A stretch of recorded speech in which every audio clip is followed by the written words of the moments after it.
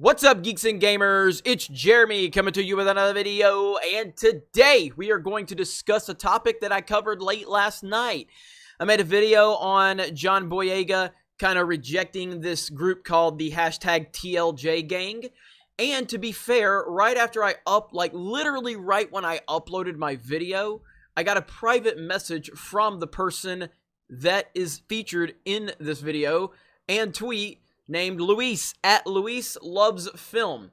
Now, I was doing a live stream talking about this, and someone claiming to be Luis actually gave a super chat and said they would be, if I'll be willing to have a conversation with them about it, yada, yada, yada. And I said, well, if it's really you, then you need to private message me from your actual Twitter account so I can verify it. And I went ahead and recorded the video talking about this topic, and then I get a tweet, a private message from this person that tweeted to John Boyega, and Boyega responded. And I gotta say, really respectful conversation. This person was nothing but nice, nothing but respectful, and I really did appreciate that. So we talked a little bit. I told Luis I would definitely, be willing to talk to them. But, we had there were some people that were trying to talk against this. I'm not going to show any of those tweets because I'm not going to give them any attention. But here's a tweet. Guys, I'm talking to Jeremy from Geeks and Gamers now, and he's asking me if I want to do a video to discuss the John Boyega situation in a civil way, of course. I think I might do it, but I'm really nervous. And I don't think that, I'm sure that a lot of the SJW resistance, because there was a lot of SJWs in the comments accusing me of all the things that they accused me of with no actual evidence to support these claims. And they were really telling Luis, oh, you shouldn't talk to Jeremy. Jeremy's the big bad meanie. He's the big bad wolf. You can't go talk to Jeremy.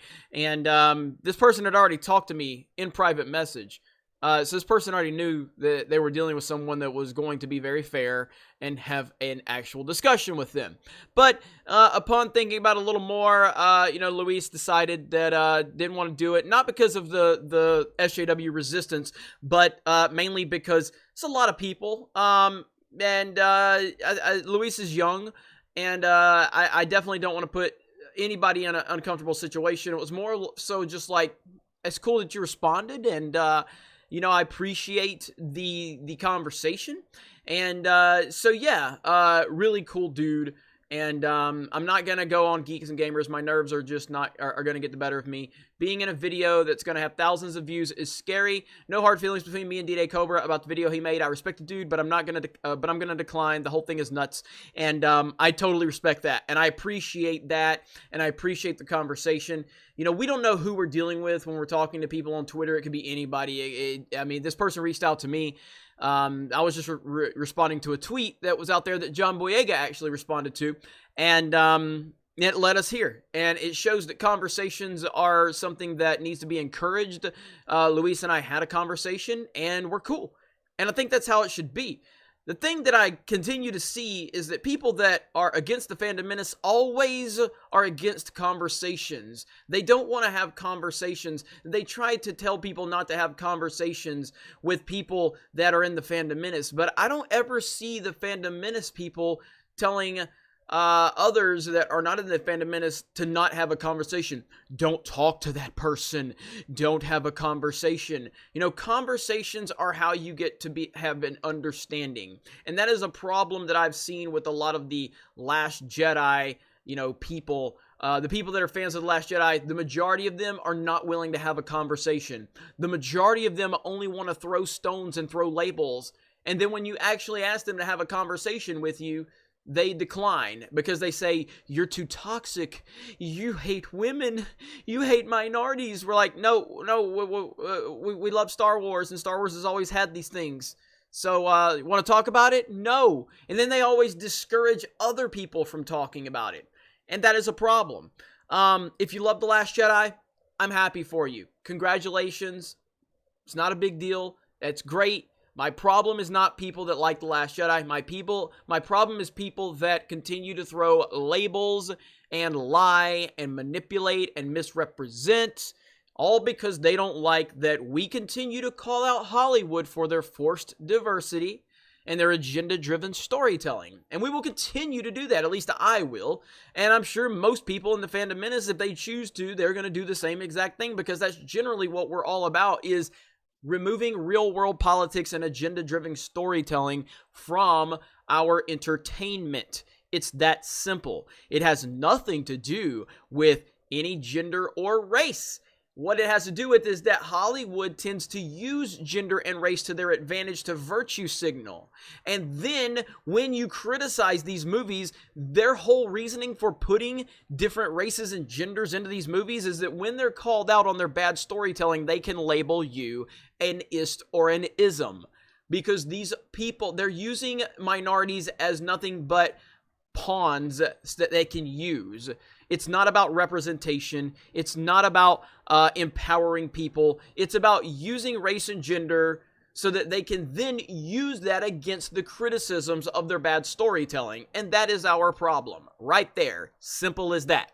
So if anybody tells you different, I would just say, hey, can you actually point me to the video where this person said these things that you're actually accusing them of? And they can't, because it doesn't exist. So that's pretty much all I wanted to do, is maybe just have an update and show that there are fans of The Last Jedi out there that's willing to have a conversation. The problem is they're just swallowed by the heavy majority of people that defend this movie, by the people that want to throw labels out there and play fake victims. And that is unfortunate. But at the end of the day, that's what we're calling out. We're calling out the heavy majority of Last Jedi fans that do nothing but play identity politics, and they are obsessed with race and gender, and they're obsessed with pushing the NPC talking points. But Luis is definitely not one of them. Luis is a good person based on the interactions I've had with Luis, a very genuine person, and I just wanted to make sure that nobody got the wrong idea about Luis. If you want to, go follow Luis at Luis Loves Film, and you're probably going to get a lot of respectful conversations, whether you agree or disagree, and that is fantastic. Other than that, you guys check out the Fandom Menace Volume 1 from Stephen Walton. I will put a link in the Indiegogo in the description below. As a matter of fact, let me just go ahead and show you that really quick. I'm going to scroll through my Twitter account here. And it's right there. The Fandom Menace Volume 1, A Fandom Betrayed. Now over $3,200. 113 backers. We are 52% away from the flexible goal. So congratulations on that, everyone. We did a live stream last night, and our goal was to get this up to 100 backers. Now we got up to 113 backers. So thank you, everybody. Congratulations on that. There's Christopher Knight, who is also a fan of The Last Jedi, who's in the Fandom Menace. But we're told you're not allowed to like The Last Jedi if you're in the Fandom Menace. And again, where does that narrative come from? It comes from the people, the left-wing SJWs that are obsessed with lying and misrepresenting, and then telling you can't have conversations with people. You can't talk to that person. And then there's also the group that's, there's people that are threatening to burn all of the books in the Fandom Menace Volume 1, A Fandom Betrayed. Why? Because I guess that's tolerant. It's really tolerant to burn books. It's also tolerant to threaten me with violence at Star Wars Celebration, which has happened probably 5 or 6 times now. And for the record, I'm not worried about any of it. I just think it's funny that we're called toxic, yet I'm the one and others are being threatened with physical violence. Yet, where were you? Because I was live streaming. I think I did 12 hours of live streaming at Star Wars Celebration in total in Chicago. And not one of the people that threatened me with violence dared to come up and talk to me. It's interesting how that works out. But the Fandom Menace is toxic, right? Facts don't care about your feelings. You guys have a great day. Thank you very much for checking out this video, and we will talk to you later.